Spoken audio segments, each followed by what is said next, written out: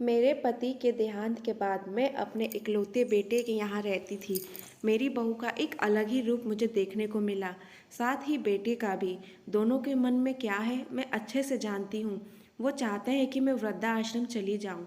उनके जाने के बाद मुझे यह सब देखना और सुनना पड़ेगा, इसका मुझे अंदाज़ा भी नहीं था। पर मैं मन मान कर अपने बेटे और बहू की बातें सुनकर भी यहीं रहती हूँ, क्योंकि मुझे मेरे पोते और पोती दिखाई देते हैं। उनकी झलक पाकर मुझे सुकून मिलता है। घर के बाहर एक टीन की झोपड़ी में रहती हूँ। मेरी बहू को कोई दिक्कत नहीं हो, इसलिए मैं घर के बाहर रहती हूँ। बेटे ने थोड़ी मेहरबानी की है तो ऊपर टीन की चादर लगवा दी है। समय समय पर थोड़ा राशन दे देता है तो मैं अपना बनाकर खा लेती हूँ। मैंने अपने बेटे को कह दिया है कि मेरी वजह से उन दोनों को कोई प्रॉब्लम नहीं होगी। बस मुझे यहीं रहने दे, इसी घर में मुझे मर जाने दे। मैं बस यही चाहती हूँ। मैं अपने आप को खुशकिस्मत समझती हूँ कि मेरे बेटे बहू कम से कम मेरे लिए इतना तो कर रहे हैं। मेरा बेटा सुबह 9 बजे नौकरी जाता है और बच्चे भी उसी समय स्कूल जाते हैं। फिर शाम को 6 बजे मेरा बेटा वापस आता है। बच्चे 3 बजे आते हैं। उन्हें आते जाते निकलते देख मुझे बड़ा सुकून मिलता है। मेरे पति के दोस्त जब कई दिनों बाद आए, मेरे पति के दोस्त थे, उनकी पत्नी का भी स्वर्गवास हो गया है। उस समय पर वो हमारे घर पर आया करते थे। उनसे हमारे अच्छे रिश्ते थे। उनका घर हमारे घर से थोड़ी दूर पर था। पैरों में समस्या हो गई थी, ठीक से चल भी नहीं पाते थे। वो बड़े दिनों बाद मेरे यहाँ आए। मुझे उन्हें देखकर अच्छा लगा। उनका हाल भी मेरी तरह ही था। बच्चे अब उनसे भी परेशान थे। आकर मेरे पास अपना दुखड़ा रोते थे और उन दिनों को याद करते थे। बुढ़ापा हम जैसों को बहुत रुलाता है। उनकी पत्नी का स्वर्गवास हो गया था और उन्हें चलने उठने में समस्या थी, इसीलिए वो भी अपना खाना भी नहीं खा पाते थे। मेरे पास आए तो मैं समझ गई कि यह इतनी मुसीबत में चलकर पुराने दोस्तों के यहाँ चाय और खाने की चाह में ही जाते होंगे। उनकी भी अपनी मजबूरी थी।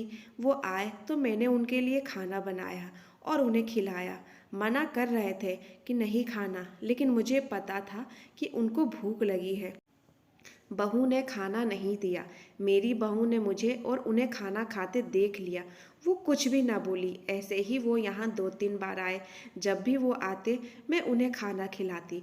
फिर उनके जाने के बाद जब मेरा बेटा आया तो बहू कहती है कि तुम्हारी माँ कितनी बेशर्म है, पता नहीं किस किस को आजकल बुलाकर खाना खिला रही है। बड़ी मुश्किल से कमाया जाता है और यह लुटाने में लगी। इनका राशन बंद करो, कुछ दिन भूखी रहेगी तो अकल ठिकाने आएगी। मैंने कहा कि मैं अपने हिस्से का उन्हें खिलाती हूँ। तुम्हारे पिता के पुराने मित्र हैं। फिर भी बहू का उल्टा सीधा बोलना शुरू रहा। घर के बाहर रहकर इनको आज़ादी मिल गई है, पता नहीं क्या क्या करती है। बेटा भी बोला कि कुछ दिन भूखा ही रहने दो इन्हें। मुझे मेरे बेटे ने घर के पीछे सीढ़ी के पास ले जाकर बिठा दिया। कहा कि अब यहीं बैठो। मेरे तो अब आंसू भी सूख गए थे। अगले दिन मुझे खाना नहीं मिला। मेरे टीन के उस छोटे से कमरू को बहू ने तोड़ दिया। एक दिन पूरा भूखा रहने के बाद मैंने सोचा कि मैं गलत कर रही हूँ। मुझे अब अपने बेटे के यहाँ नहीं रहना चाहिए और शायद गलती भी मेरी ही है। मेरी ही परवरिश में कोई कमी रही है, तभी तो यह परिणाम आया। अगली सुबह मैंने अपने बेटे को कहा कि मुझे वृद्धा आश्रम छोड़ा। अब मैं तुम दोनों को ज़्यादा परेशान नहीं करना चाहती। बहू ने कहा कि एक दिन भूखी रही तो अकल ठिकाने आ गई ना। बेटे के चेहरे पर अजीब सी खुशी थी। जल्दी से तैयार हो गया मुझे छोड़ने के लिए। बहू कह रही थी कि आज की छुट्टी ले लो, यहीं आसपास मत छोड़ाना, कहीं 3 दिन में ही वापस ना आ जाए। मैंने अपनी बहू से कहा कि बेटी चिंता मत कर, मैं अब नहीं आऊँगी। मैंने अपने पोता पोती को गले लगाया। मुझे पता था कि अब मिलना नहीं हो पाएगा। बेटे को भी चाहती थी कि एक बार जी भर के गले लगा लूं, लेकिन वो बोला चलो जल्दी करो। मैंने बहू को कहा कि बेटी अपना ध्यान रखना। मेरा बेटा मुझे छोड़ आया। वहाँ आकर मैंने देखा कि मेरी कई तरह कई हैं। थोड़े दिन उदास रहते हैं, फिर सच को स्वीकार कर लेते हैं। मैं अब यहाँ खुश हूँ, कुछ काम भी करती हूँ। मैं चाहती हूँ कि ऐसा कहूँ कि ऐसा किसी के साथ ना हो, लेकिन ऐसा कब किसके साथ हो जाए कोई नहीं बता सकता। लेकिन माँ बाप को ऐसे समय के लिए भी तैयार रहना चाहिए। बस बच्चों को पाल कर बड़ा कर दो, उनसे कुछ उम्मीद मत रखो।